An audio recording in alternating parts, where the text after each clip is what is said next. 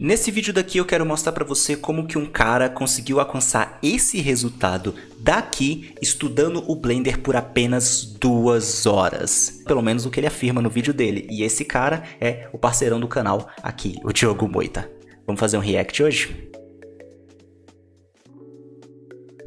Se você não conhece o Diogo, ele é parceiro aqui do canal, arquiteto formado e é dono da loja 3DM, que é uma loja que trabalha com cursos para maquete eletrônica, visualização arquitetônica, toda a parte de arquitetura e tudo mais. E um dos cursos que tá lá é o meu curso de Blender para arquitetura e interiores, porque sim, a gente é parceirão, tá?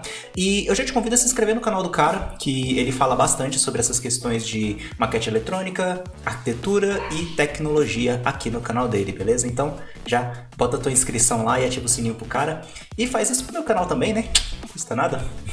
Eu já tinha visto esse vídeo, na verdade, então esse react aqui, ele não vai ser um react 100% autêntico, mas algumas coisas pra falar sobre o vídeo dele aqui. A primeira coisa é que ele fala isso daqui, ó. Ele fala que o Blender é um renderizador na GPU, quando na verdade não. Na verdade, o Blender renderiza tanto na CPU quanto na GPU, tá? É a escolha do usuário que é colocada aqui. Então quando você coloca aqui no Cycles e vem aqui em Device, você pode escolher a CPU. Então se você tiver aquele seu Threadripper absurdo com 50 milhões de núcleos, vai na CPU. Mas se você for como eu e tiver uma RTX 2070, 2080, uma Titan, etc., você vem aqui em GPU. E todas as configurações da tua placa de vídeo, elas estão aqui em Preferências, System, e você pode encontrar elas aqui. O engraçado é que se você utilizar CUDA, você pode somar a potência da sua CPU com a sua GPU, utilizando os dois ao mesmo tempo. É uma opção interessante, eu confesso, mas eu não uso muito, eu uso mais a Optix. Mas enfim, vamos ver o que o Diogo aprontou aqui, tá? Eu vou direto aqui para a parte que ele começa a trabalhar, porque eu quero ver mais a parte da renderização mesmo. Então vamos lá. Maravilha, então eu já estou com a minha cena aberta aqui no Blender 2.83.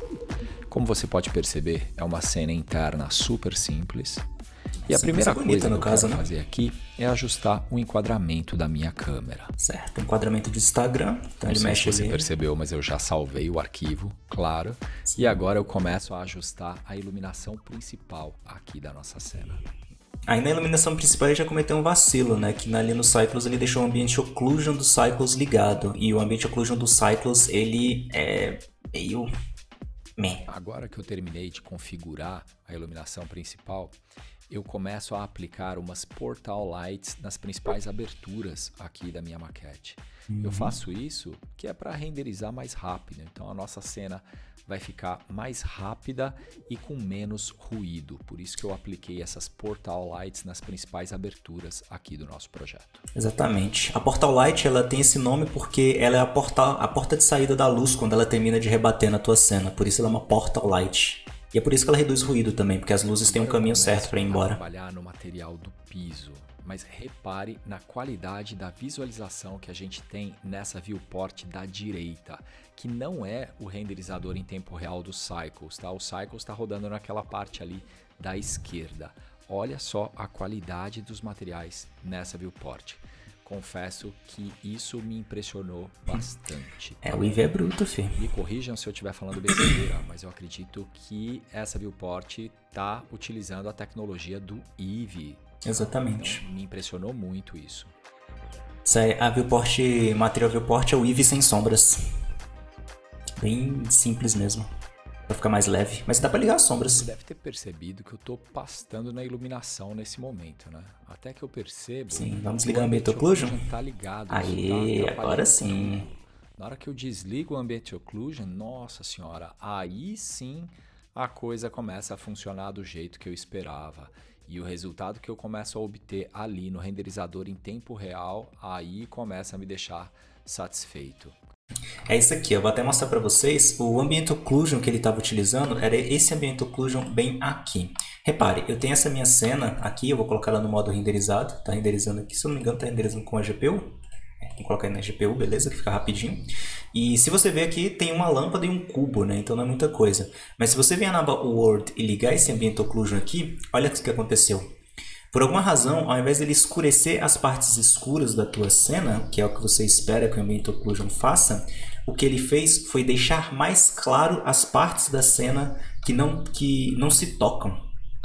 Esse é um comportamento que muita gente já reclamou, mas a Blender Foundation já falou que esse é o comportamento que eles esperavam do Ambient Occlusion sim, e que ele tem alguma função específica nesse caso aqui. Então, o Ambient Occlusion que a gente utiliza para poder fazer as bordas da nossa cena ficarem certinhas, não é esse da Upward, mas sim esse daqui, é o Pass de Ambient Occlusion que tem aqui em cima, que a gente utiliza na pós-produção, o qual a gente pode usar exatamente para poder ter essa informação das partes que se encostam, né, e dar um pouco mais de profundidade e volume na nossa cena. Então, fica a dica, não utilize esse Ambient Occlusion aqui, tá? Utilize apenas o Pass de Ambient Occlusion, que você vai utilizar ele na pós-produção, quando você for salvar lá os seus render passes, tá? Ou render elements, né? Depende de como você chama aí no seu renderizador favorito. Mas, manda bala, jogo. A mais ali, para dar um brilho, um destaque a mais na nossa cena.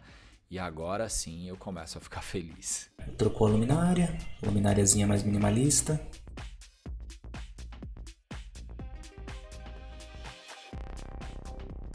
Nesse momento eu começo a aplicar os materiais dos demais elementos aqui da nossa cena. E o feedback que eu tenho aqui na viewport está sendo muito bom. Tanto do lado direito ali, que seria com uma tecnologia parecida com a do Eevee, quanto a do lado esquerdo, que é o renderizador em tempo real dos Cycles. O feedback que eles me dão é muito bom e isso me ajuda a chegar num nível de qualidade bem legal. Nesse momento eu começo a desenvolver o material do forro. E repare como aquele sistema de nós começa a ficar complicado. Eu acho que uma coisa que eu acabei de reparar aqui foi o seguinte... eu vou fazer esse exemplo aqui para vocês darem uma olhada. Vocês devem ter reparado que o Diogo ele foi fazendo o seguinte, ele foi vindo aqui na aba de materiais e selecionando o material na lista para poder aplicar o mesmo material em vários objetos diferentes. Mas no Blender você pode fazer de uma forma um pouco diferente. Vamos vir aqui na aba Shading para você dar uma olhada. Eu vou remover o material de todos esses objetos aqui. Basta a gente vir nesses xizinhos aqui que tem aqui em cima. E eu vou tentar aplicar o mesmo material em todos os objetos ao mesmo tempo. Acho que o Diogo não teve essa sacada na hora. Que vai ser a seguinte. Eu vou criar um novo material para esse primeiro cubo e mudar a cor dele. E se eu quiser aplicar esse mesmo material em todos os outros objetos, eu posso copiar e colar. Basta eu selecionar todos os objetos segurando a tecla Shift. E enquanto eu seguro o Shift, eu clico por último nesse objeto aqui. E agora eu vou fazer a operação de Link Material, que é Ctrl L. E aí ele vai perguntar, o que você quer linkar? Eu quero linkar os materiais. Dessa maneira, os materiais estão conectados em todos os objetos, tá vendo? É muito mais fácil do que vir aqui do ladinho e ficar selecionando um por um, né? Eu já vi até um inscrito reclamando disso e eu falei pra ele como que mudava isso. Mas enfim, isso é só uma dica, né? Acho que o Diogo não teve essa sacada na hora, mas sendo bastante franco, vamos ver aqui. Depois que você entende o funcionamento desse sistema de nós, puxa vida, fica muito melhor para desenvolver os materiais. Ele é menos abstrato. Sim, os nodes, depois que você entende, ele é mais visual. Isso é uma coisa boa dos nodes, né? De como é mais visual, você memoriza as coisas mais rápido. Aplicando ali os vidrinhos e tal. Aí, no mesmo esquema que eu falei pra vocês, eu seleciono na lista. Ele podia ter meramente selecionado, dado Ctrl L. Teria sido mais rápido. Mas é aquela, né? O cara aprendeu o software em 2 horas, né? Então, tipo, o cara já tá tendo resultado desse em 2 horas. Vou falar a verdade. Você tá olhando pra prévia do Eevee e não pra prévia dos Cycles. Ou eu tô enganado? Tô olhando pros dois, na verdade. Até solucei aqui.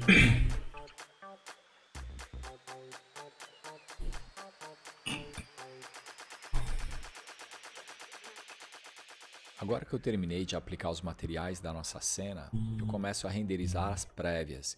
E eu aproveito e ligo o monitoramento. Aqui ele já deu aquele vacilo, acho que muita gente já comentou isso no vídeo. Quando você vai renderizar alguma coisa no Blender e você vai renderizar com a GPU, você tem que ter um tile grande. Tá vendo que ele tá com um quadradinho bem pequenininho no tile aqui? O pessoal chama de bucket no V-Ray. No Blender ele se chama tile, né, que é o quadradinho de renderização. Quando é com a GPU, o quadradinho tem que ser grande, porque é mais tempo de processamento para uma área maior e isso é utilizado para a GPU. Quando você está renderizando na CPU, o quadradinho tem que ser pequeno, que é exatamente para ele poder lidar com aquilo mais rápido enquanto lida com as outras coisas do computador, porque o processador também está mantendo o computador ligado, né? Então tem essa sacada. Para isso, a ideia é bem simples, eu vou mostrar aqui para vocês na aba Layout. Basta você vir aqui em Edit Preference e ligar um addon que ele vai determinar para você qual o tamanho ideal do seu tile ou bucket. Esse addon se chama Auto Tile.